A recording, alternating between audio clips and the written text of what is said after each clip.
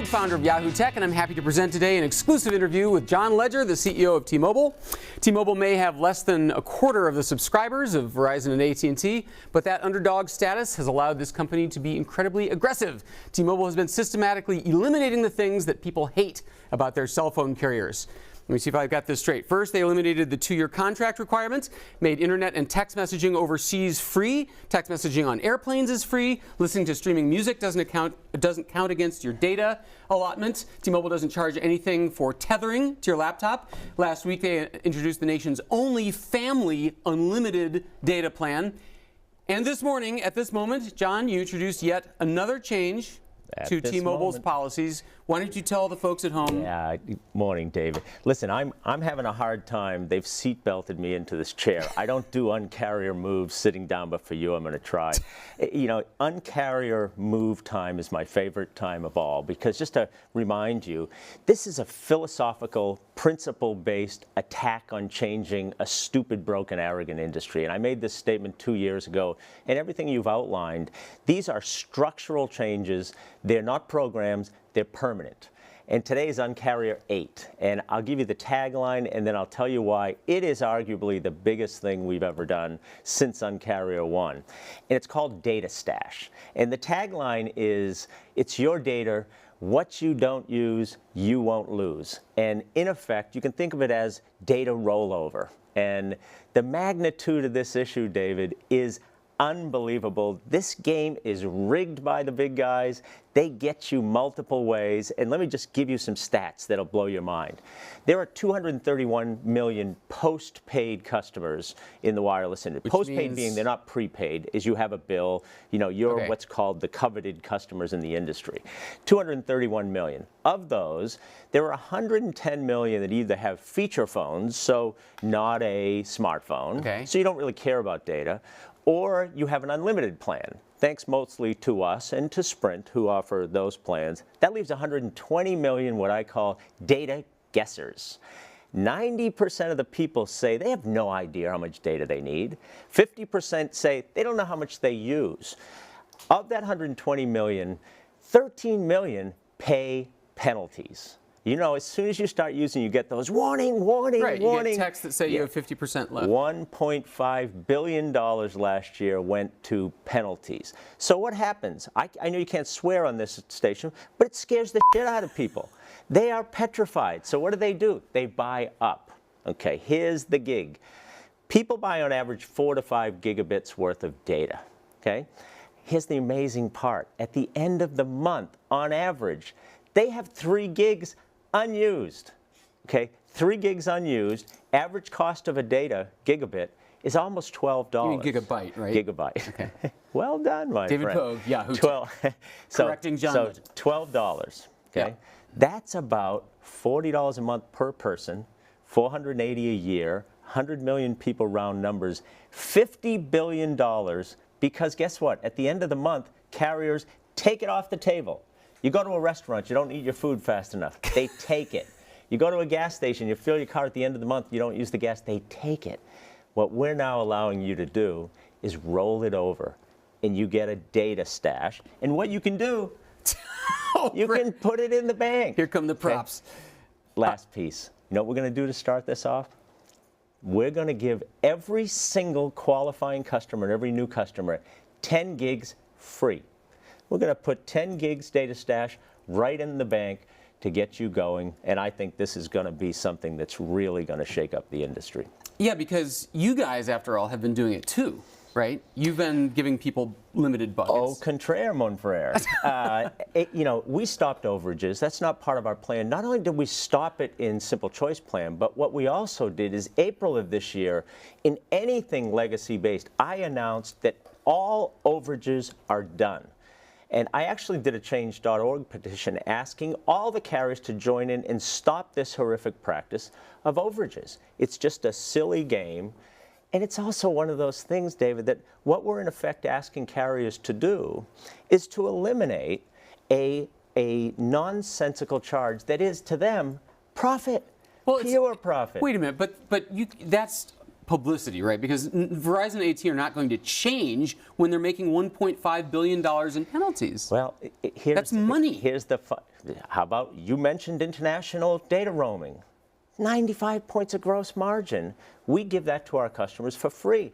And I think what's blowing people's minds is the only thing stopping from Verizon or AT&T of getting rid of that $1.5 billion is their greed and their business structure, and the fact that, remember, what we are is we're the un-carrier. We are undoing the things that they do.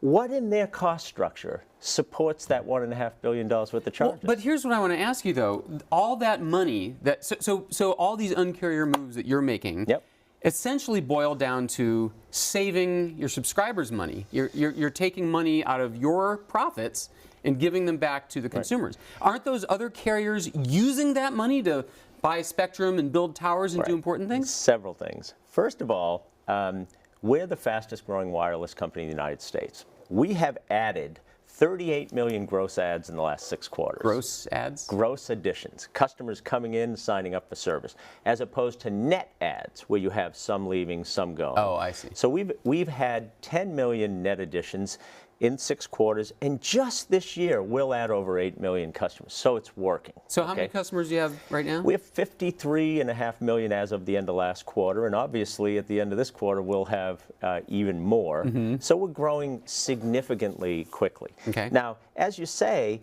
what the big guys are doing is they're trying to fight back.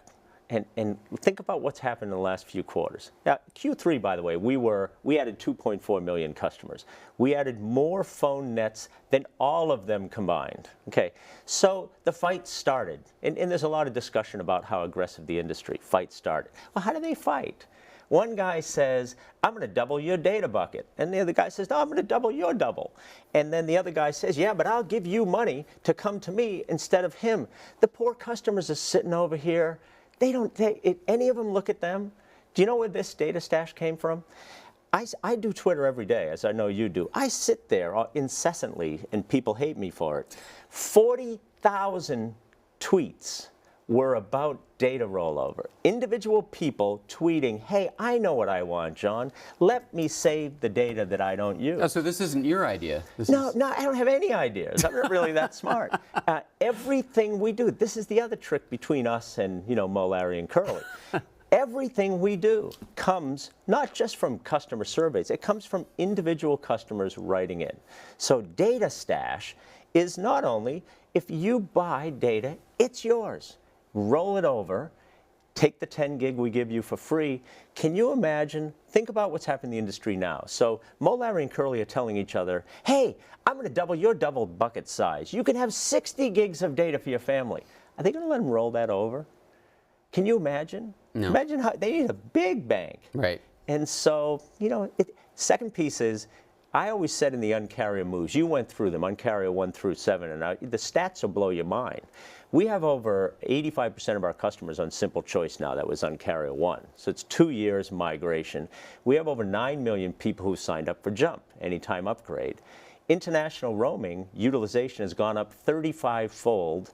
Music streaming, 70 million songs a day are streamed for free. Now, if you're waking up and you're, the Three Stooges right now, in order to do this, you also have to abolish overages. You got to do both. But here's what I don't get. As you say, you weren't charging overages like before this morning. Yep. If you reach the end of your 5 gigs this month, you would just slow my internet down. Is that right? Yeah. Remember, first of all, we have unlimited data, right? So you can use data as much as you want. Then you buy a high-speed bucket. So you buy a 5 gigabit high-speed bucket. Gigabyte. And at the don't worry, this will all be edited out. You'll be made to look good. And at the end of that, we will slow your speeds down to 2G or allow you to keep buying. Right. But as I'm outlining here, the bigger question has really been, because of what people are trained, is are they using that? Right. Now, in our case also, you can buy unlimited, and then, which is getting to be a big percentage of ours. So what we've done is we've protected people first We offer unlimited, and as you say, we've got a family plan, 2 lines, $100, unlimited, $40 each edition. And then we have no overages. And then what we're doing in the middle, for those that are in the growth phase and trying to learn what they need, is don't worry. You don't use, you don't lose. Okay, so all right, so what percent are on unlimited right now on T-Mobile? I think about, for us, I'm not sure the latest number, call it 20, 20 to 25. Oh, so most people are still doing monthly buckets of data. Yeah, listen, it's a migration process. Remember, like, think about the industry, as I just said. There's still a huge amount of people that have feature phones. And then they come into smartphones, and they experiment with data, and they're moving through the process. And a lot of us are tempting them to learn how to use data, but it's a guessing game. And as I outlined, the way it's run right now, it's a scare tactic guessing game. What other industry do you have to decide ahead of time how much you need, and then you're penalized either way? Well, the other ridiculous thing that I've been pointing out for 10 years is that you don't know what 5 gigabytes means. How much of that is used up when I open this web page, when I watch this video? What is that going to cost me? You have no idea. Well, and you see, in your case, since you've been a long-time porn user, you know that video is it really eats up. But you're 100% right. Listen, what we're also doing is, think about, this is not just smartphones, this is tablets. People are just learning how to be mobile with multiple products and try and see what they do. And we've done everything we can in the Un-carrier moves to make it easy and to make it simple. One of the big principles about T-Mobile is simplicity and transparency. Now, you can argue with any piece of our plan, and you can like it or not like it, but it's really easy to understand. We have very simple pricing. Phones are not subsidized. We have an equipment installment plan. It's all painfully simple. The other guys, it's still, now by the way, on this, they may reply, but it'll be trickery. It'll be asterisks. It'll be some game. And lastly, I would say, the question you probably ask me next is, are they going to reply? I hope so. Because remember, on Un-carrier moves, my goal is to change the industry to this.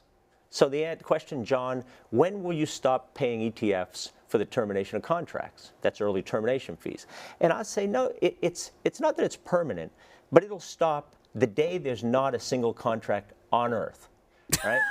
That's when it ends. Oh, okay, so you're going to stop paying people's switching fees the day there are no more contracts. That's right. Oh, okay. It's a structural move. All right, now we have a question from the elephant in the room, John. Okay. And that is, every time I tell people or write about some of these moves, and I'm a huge consumer advocate, I'm a huge fan of these moves. I think data rollover is... Data stash. It's data rollover. Data stash. All right, data stash. It's a fantastic idea. It is screamingly obvious. We've paid for that data. Why should we have to start the clock every month new? So that's great. But when I tell people this, I hear, yeah, but T-Mobile coverage. So beautiful. Thank you. No, that's supposed to make you squirm. Wrong again. This is the best part of the whole thing. Isn't T-Mobile mainly big cities? There's a part of the announcements we're making today, but I couldn't cram. This is such a fancy, short use of time thing that I didn't want to cram you up too much. We're making announcements, as we do, if you've noticed, every time I come out with a quarterly earnings announcement or with an Un-carrier move, I always have a second topic, an update on our network. And my network team is the finest in the world. 260 million pops of LTE as of today. And by the way, that's up percent of population, or it's people. Oh, okay. 260 million people. It's all about the pops. I'd sing that for you, but 260 million. By the way, that's up from 2 years ago where we had, are you ready? 0. What? LTE, 0 2 years ago. So you have 260 million people who can get 4G LTE 4G data LTE, speeds. Interesting. And you had no LTE. We had none. We had none. When we had no iPhone, you remember all those times? Yes. That's the person on the street when you say, what do you think about T-Mobile? And it's some schmo that doesn't think we had the iPhone and our network blows. Those days are gone. So 260 million, by the way, that's up 10 million from a month and a half ago. That's the pace at which we're moving. More importantly, we're here in New York. We're in the Gotham City. We just turned on wideband LTE. So what happens with LTE is a lot of the players, LTE is not LTE. Some people have 5x5 speeds. Which means? Right? It means 2 channels, five channel, right? And then you move up and up and up. Okay. When you get to 15x15, so think three lanes of 5, it becomes wideband. Okay. We were 10x10. So what we have in New York, the speeds before today could be expected to be 20 to 25 megs of speed. Mm-hmm. It doubles when it goes to wideband, which is, 40 to 50 speeds with a theoretical, not a good word, real world speed possibility in New York of 100 megs. Best sightings so far 106. Now, that is, wait till you see this. Okay, so speeds, we are the fastest 4G LTE network in the US. Nobody's arguing. In fact, AT&T even created a new word. We're the strongest. The F does that mean? I'm not going to use the F word today, but if I could, I would stick that right in there. The does that mean, David? Jesus. Okay, so strongest. Now, breadth. Okay, so what we're also doing is we're taking our 1900 band and we're deploying 4G LTE on what used to be 2G. So people used to see Edge and 2G. By mid next year, all of that will be 4G. And then we bought the 700 band, which is the first low band spectrum that we have. And we have 190 million POPs that we're building out. So what's happening is week by week, we've announced by the end of 15, we will cover 300 million POPs. It's getting to the point where we're not only on par, we have a superior network advantage. So take that and then stick all this stuff in. If I was A and B, I'd be myself right now. Verizon and AT&T. The big guys that lost $40 billion worth of market cap last week. All right, but then explain this to me. I think we have some graphics here of coverage maps, okay? So this is a representation of the data map that you put out, that you depict, and then we have another map that shows Verizon's depiction on the right there of your data footprint. So on the left is what you say, on the right is what Verizon said. They're nothing alike. So what is the truth in there? Oh, you mean the one on the right that the National Advertising Board told them they can't use anymore? But it's on their website right now. Yeah. There it is. Lawyers, get them. Come on, it's a crock. And in fact, what Verizon said is, yeah, those are slightly outdated maps. We haven't updated them yet. And I think one of the things that it also does is this industry, in the same way that I just told you, depending on, what you have 5x5 up to wideband on LTE, it's all LTE 4G, but it's not. There is HSPA+. I won't get too technical, but there are differentiated speeds of 4G. Okay. And to a certain extent, in the beginning, I think technically Verizon was saying, hey, that's not 4G. 4G is defined as this. So it's trickery. It's trickery. Ookla. Do you use Ookla? I do it. Do you know what it is? No. It's an app. Okay. It's the coolest app in the world. Okay. And you just open it and you push and it does speed tests. Oh, okay. Okay. So what we do is we have the Ookla results of all the carriers. Every person who, and you know what's fun thing about an Ookla test? A human being has to be somewhere they normally go to push that button to check the speed. We are the fastest nationwide network of those speed tests across everybody. As compared to some of the surveys that the others do, where machines go around and they can stop in a cow field, where nobody is and do a speed test. And then when you average all of that, since we have 260 million POPs and they have so far 330, that's the only time you get a discrepancy. All right, well, suppose all these efforts are successful, right? And you, at this rate, more successful. More successful. At this rate, you say you are, in essence, sucking subscribers from the big boys, okay? So what if you become a big boy? Remember when the iPhone came out and it sank AT&T's network because so many people on this aging infrastructure? Aren't you going to, it's great while you're small, but what about when you have millions of... See, they weren't ready and they didn't care. I take great pleasure in their change in behavior. Seriously, the investment that's taking place by those guys in their networks is because they're chasing our speeds. If we weren't there to keep them honest, if you're a customer of Verizon, if you didn't go in and say, hey, I just did a test drive. You know what that is? You know, one of our Un-carrier moves is we give free devices for a 7-day test. You can take it home. Stop all the bullshit with the commercials. Take a phone home and try T-Mobile. And you go in and you say, what the hell is this? I'm testing T-Mobile. They're 5 times faster than you schmuck. And so what they're doing is they're trying to change their behavior. We build our network ahead. So we know we have twice as much capability or capacity on our network per subscriber as they do. So we got a long way to go. But just so you'll know, the more successful piece, in the 2 years that I've been playing this game and in the 6 quarters we've been doing Un-carrier moves, we've gone from 11% market share to 17%. Which is huge. I mean, it's a 50% plus increase, but it's 17. It's not 25, right? So what are these guys going to do?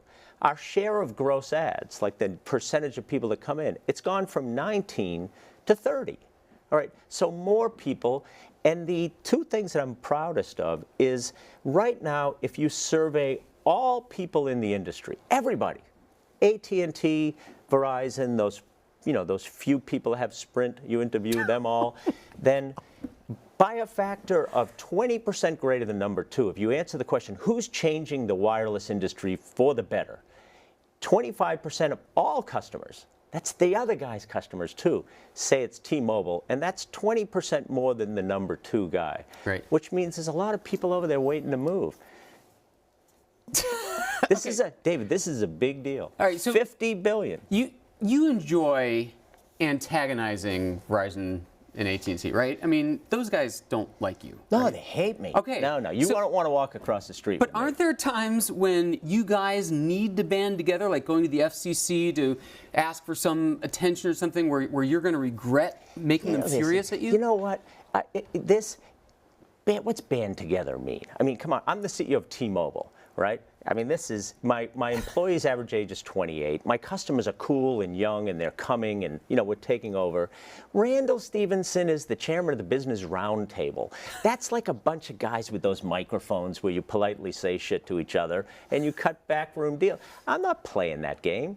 I'm sure from a Washington standpoint that what I'm doing to the industry is good. By the way, I feel pretty good about how things are going. You don't hear me yelping and warning. And by the way, in the last couple of days, most analysts have raised my stock price. I feel pretty good. And I feel pretty good that Washington, left to their own devices, if something irrational happens by Mo and Larry to stop me, will be supported. Because it's great for the American consumer. So you're saying the answer is no? There aren't times that you regret ticking them off? Oh, no. Listen, if you've got anything good that I can use to tick them off, I'll tick the off right now. No, because remember, I'm not doing any. It's not personal. I detest the industry they set up. All these things that I'm changing, it's a structural way that they've designed the industry to run it. I mean, it's illogical. You know, every Un-carrier move that we change, like as you just said, data stash, it's intuitive. Doesn't matter. The funnest part strategically, as well as the thing that should tip you off, is every move that we do, it's right there. It's not that complicated. It's simple, it's intuitively obvious, and customers, until it's pointed out to them, they think maybe it wasn't able to be done. Otherwise, why wouldn't those other guys do it? Well, why don't they? Yeah. I mean, I don't. Yeah, they have the money. They don't care. Here's why. They can't and they won't.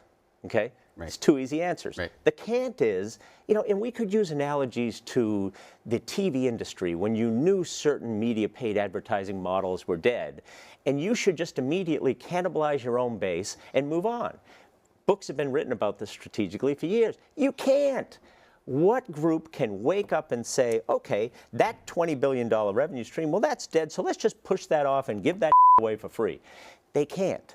Secondly is, a lot of these things that they set up, this is an industry in the beginning during a time of scarcity where you got licenses, you put up towers, and you took orders because everybody wanted the phones. So a telecom business was a group of greedy people saying, okay, here's what the cost is.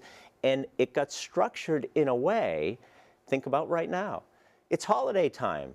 Verizon, I love you. I'm going to give you $300 to come to me. Not because you want to come to me. I'm bribing you. And the second you get here, I'm going to lock you in. And on January 10th, you're going to be pissed that you're here. That's still what they're doing. It shouldn't be that way. All right. So, and really quickly, I have one last question, then we're going to take questions from Twitter. So, what we haven't said is that the data rollover, data stash, yeah, is the megabytes that you've saved are only good for a year, right? Yeah. So, if this is so great and this is such a great idea, why limit it to a year? Well, they roll, right? So it's a rolling. But why can't they roll forever? That's a good question. I'll take that under advisement. No, I mean, listen, there's several things. Remember, let's go through them. First of all, a gift. Do you know where I got the idea for the gift, by the way? If you go to Sprint store right now, there's a big sign in the window that says, give the gift of data. And I thought, that's a great idea. We're going to give a gift of data. 10 gigabits in the bank, okay, and you're going to use that. Now, once you use that up and use your high-speed plan, you'll start to roll over. You know, at some point, for accounting purposes and for how you understand the cost of this, also to make it real, it's sort of like gift cards. At some point, you've got to have some way to account for them. So, in effect, each one has a 12-month clock. All right. So, and to be clear, you're saying that my January unused minutes will expire January of next year, but my February ones will still be good till February. It's not everything starts at zero at January 1st. Well, the data stash. I mean the first gift. Right. That gift will expire at the end of 15. So we're doing this is a one-time. The structural move is the data stash. Great. Are you going to do it, by the way? I still can't get a signal in my home. Although I can do the Wi-Fi calling. That's cool. Personal cell spot. Yeah. Did you try it? That's very cool. Yeah, no, it works great. My assistant got T-Mobile and she can make calls over Wi-Fi in my home. You told me the same last time, and I've upgraded your whole neighborhood. It's like the best. Okay, so now we have some questions from. You live in a cow field. From Twitter. Move to the city. John, are you going to put in more service towers outside of major cities? The answer is yes, but the answer isn't about towers. I get this. I love Twitter. Everybody says they think that what you need is a tower next to their house in order to get. And I actually have people telling me, you can use my yard. Put a tower here.